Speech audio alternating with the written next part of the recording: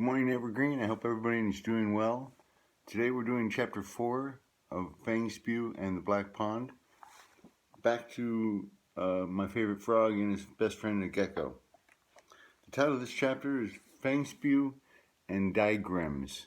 Fang Spew, T-Moss, and Bubbles Lime walked into the circle of blood. The circle, about 3 feet in diameter, was located a couple of feet from the shoreline and was, quite literally, bloody. There had been an attack the night before by Digrams, but they didn't know that yet. What they did know is that there had been some type of disaster the night before, so the friends had come over to investigate. They were the only ones at the site, 2 frogs and 1 gecko. Bubbles, the other frog, and Fang Spew's good friend, was beginning to wish that she had not come. The circle had plenty of blood in it, mixed with mud and, I'm sorry to tell you, unrecognizable body parts. The small group was silent as they hopped and walked around the area, and it took only 2 minutes for Fang Spew to figure it out. He straightened up from his up-close examination of the ground, looked at T-Moss and Bubbles Lime, and said, "Digrams." This was done by Digrams. Now, we humans are unfamiliar with digrams, so let me insert a parenthetic paragraph here to explain what they are. In size and in shape, they would remind you of a badger. And the tail, too, looked like a badger's tail. But that's it. Size, shape, and tail. Every other feature belongs to the digram alone. It has a head faintly reminiscent of a cat, one with a shaved head, that matches the almost hairless body. What sparse hair it has is gray, sticking up in little clumps all over. It is indisputably a very ugly creature. It moves equally well on 2 or 4 legs and can jump amazingly far, maybe 10 feet, which is pretty awesome considering it only stands 2 feet tall. Its tail, it's important to remember its jumping ability, as it usually does that when it attacks. The final feature to note is its tail. It's wide and flat, like a beaver's, but it's made of a different type of flesh, if it's flesh at all. It'd remind you of the stuff your fingernails are made from, hard and, perhaps surprisingly, somewhat sharp. But it's what the digrams use to attack. Digrams attack in pairs, and their favorite food is frogs. They will eat most anything they can kill, but it will pass on other animals on their way to frogs. They are the frog's worst nightmare, and here's how they attack. They get close to the edge of the pond where the frogs are, sneaking in at dusk, and they can move very stealthily. The first one, remember, they attack in pairs, jumps out from under cover into the pond as far as he can jump, normally landing 6 to 8 feet into the water.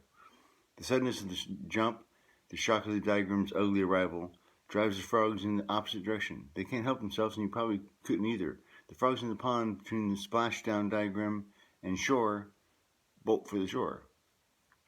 In that first breathless moment of panic, the frogs will desperately swim for land, get there, still moving away from the digram in the water, speedily hop up into the trap set by the other digram.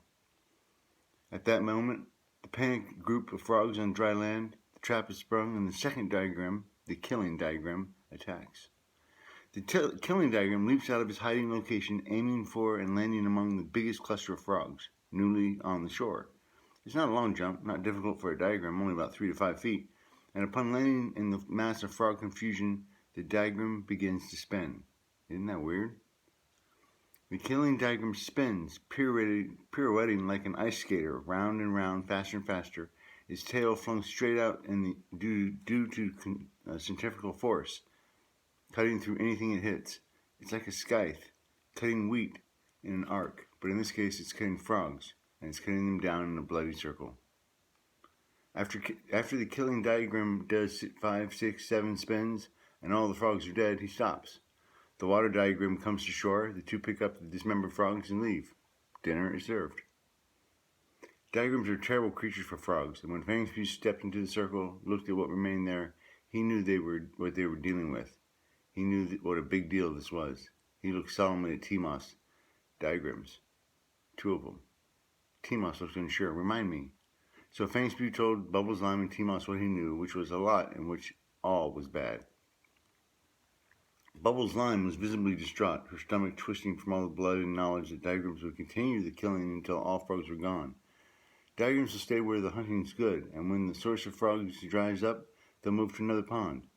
There are not many digrams left, and you can probably figure out why. They kill and keep on killing. They're not like, say, wolves, which attack the weakest animal, culling the herd and thereby keeping the herd healthy and vibrant. Nope. Diagrams will wipe out the frog population because of that, their food supply is lessening. So diagrams are dying out, but that explanation for why diagrams are rare doesn't help with our friends at Black Pond. At Black Pond, the diagrams have just arrived, and the slaughter is just beginning. Well, there are two things frogs can do. No, three things. Number one, frogs can move to deep water. They could live there for the rest of their lives because diagrams don't like deep water and stay out of it. Number two, the frogs can leave Black Pond, move to another pond. Not a bad idea, but the diagrams might follow. The diagrams might kill all that remain behind and then show up in the new pond. Number three, try to get rid of the diagrams. Well, you probably know Fang Spew well enough by now to know that he had no intention of leaving Black Pond because of the diagrams. Black Pond was home, and he had to try to save it.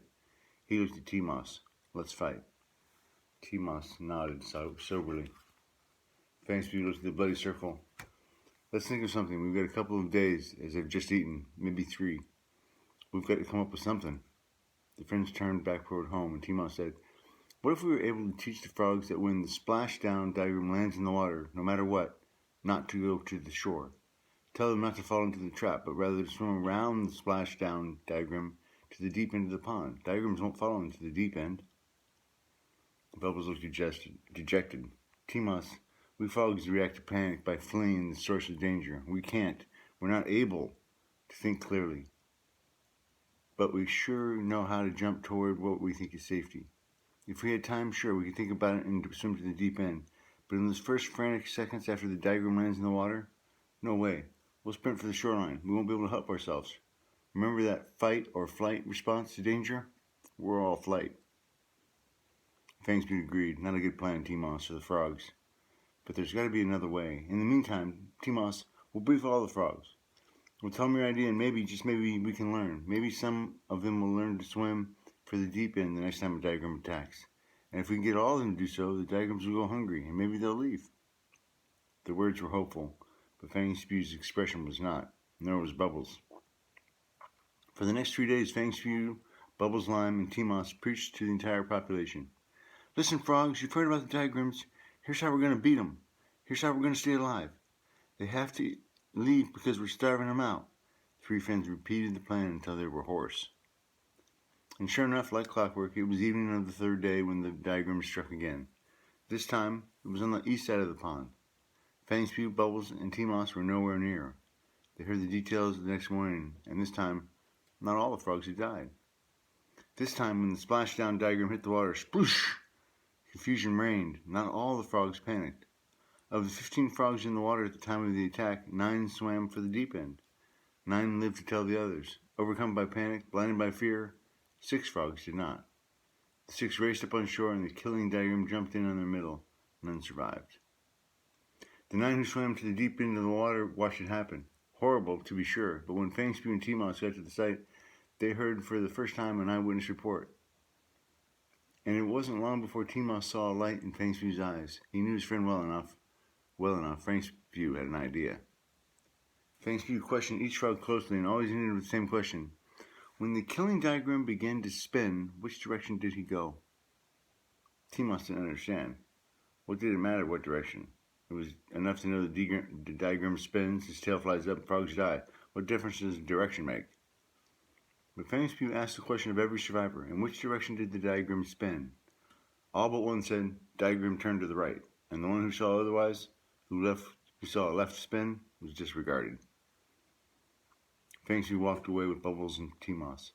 Here's how it's going to work, and we've got 3 days to get it right. The diagram spins to the right. That bit of information will enable us to beat him. Listen, we'll tell all the frogs to still go to the deep end of the pool. It's the safest and best bet. But if you find yourself on shore, grab a stick. We'll reposition them. Small sticks, but thick. You grab it and you hold it beside your head. If you're facing the diagram, hold it on the right side of your head. It will block the tail. If you hold it on the left side, it'll do no good. It'll be the last mistake you ever make. So hold it on the right side. The tail will hit the stick, not your noggin. The stick will whack you in the head. You'll get a headache, but you also keep your head and keep it attached to your shoulders. The tail can't go through the stick. You see what I'm talking about? Make sense? T-Mouse hummed to himself, a gecko sound that always made Fang Spew smile. It meant he was thinking, and Fang Spew let him. Then T-Mouse spoke. I think it'll work, Fang Spew. We need to get a bunch of sticks, lots of them, and place them all around the pond where frogs hang out. The sticks need to be as tall as a frog, maybe 2 inches to you and me. And about ½ inch thick. Let's pass the word. Yep, echoed Fang Spew. Let's tell everyone.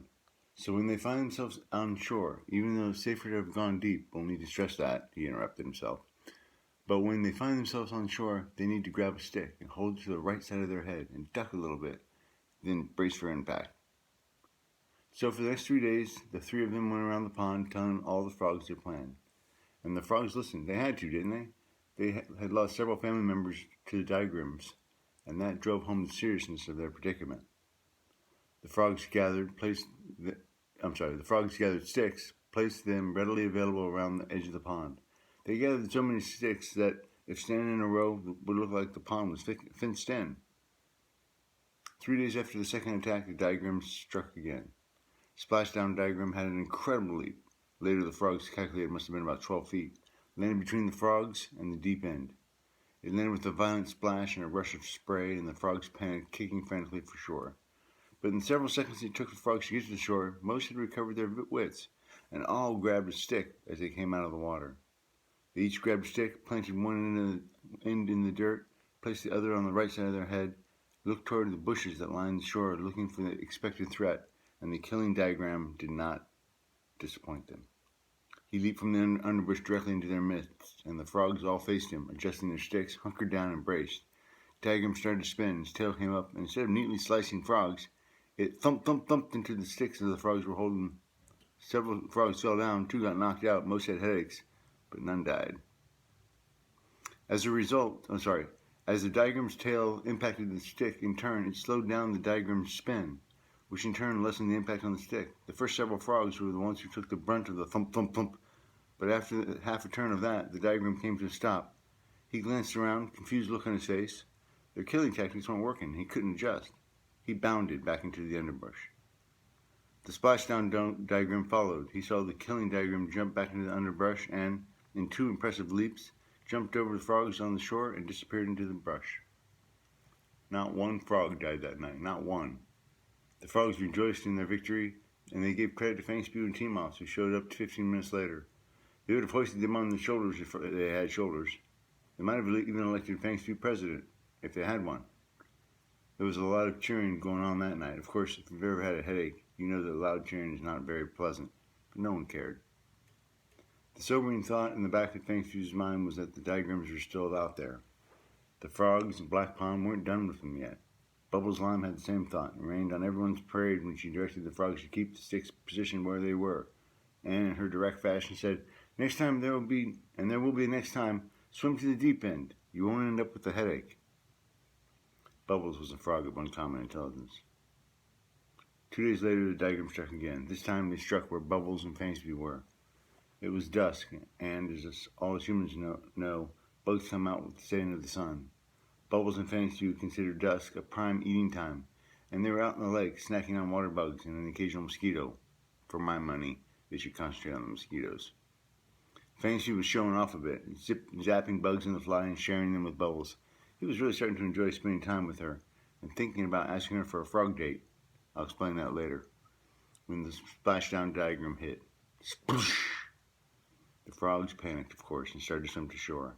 Fang Spew takes one strong kick in that direction, then just as quickly does a 180, grabs Bubbles' arms and says, "The deep end, go!" The two of them swim wide of the splashdown Daigram and makes no attempt to stop them. Remember, his only job is to scare the frogs, and stroke strongly for the center of the pond. As they go, Fang Spew turns his head and shouts, "To the deep end! To the deep end!" But it's too late. The majority are on shore, and they come out of the water. He sees the killing Daigram leap from behind the log and land in the middle of the frog mass. Fang Spew is still yelling, "To the deep end! Deep end!" but quickly changes it to, "The sticks! Pick up the sticks!" And the frogs do. Facing the Daigram, the frogs pick up the sticks, one into the ground, the other by the right side of their heads, bracing and praying.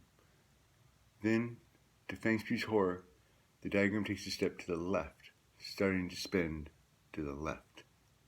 Diagrams can learn too.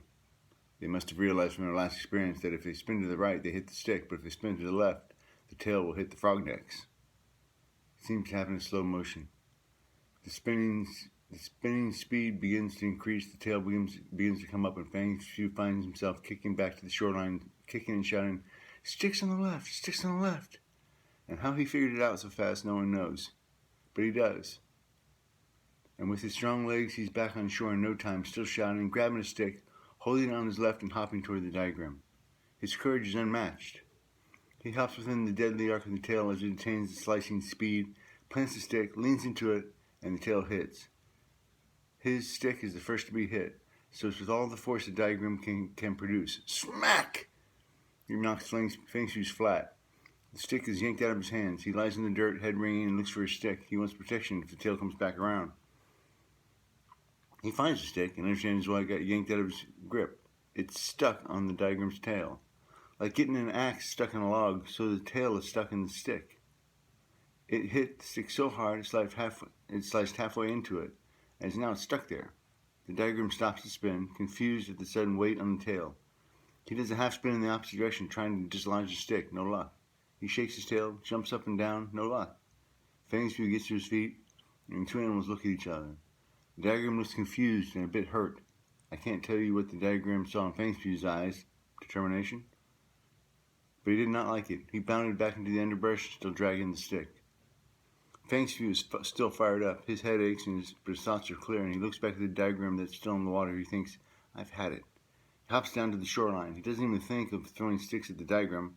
Frogs have limited upper body strength and throw poorly, but they can kick. So he turns his backside to the splashdown diagram, puts a stick behind his right foot, and kicks with all his might. Then he grabs another stick and kicks it again and again. Can he aim? No. Do the sticks hit the diagram? No, although a couple come close. And one causes the diagram to duck, and it decides it's had enough. It leaps over Fang Shui, clears the crowd of frogs just up from the shoreline, and disappears into the bush. Gone. The frogs never see another diagram. Slowly the frogs in the water swim ashore. The frogs on the shore gather around Fang Shui. Many shake his hand, several clap him on the back, and all realize that with his quick thinking and brave actions, Fang Shui has saved many of them from death. That night, when Bubbles and Fang Shui were alone, Bubbles asked, Fang Shui, why did you spin back? Why did you swim back? Why didn't you stay out in the deep end? Without hesitation, Fang Shui replies, Bubbles, I went back because this is my family. Those are my brothers and sisters. That's what we do. We protect each other. We're family. Then, for the first time since Bubbles Lime has known him, he looks unsure of himself. Bubbles, perhaps we could go on a date? Bubbles smiles delightedly, and that was all the answer that Fang Shui was hoping for. The end.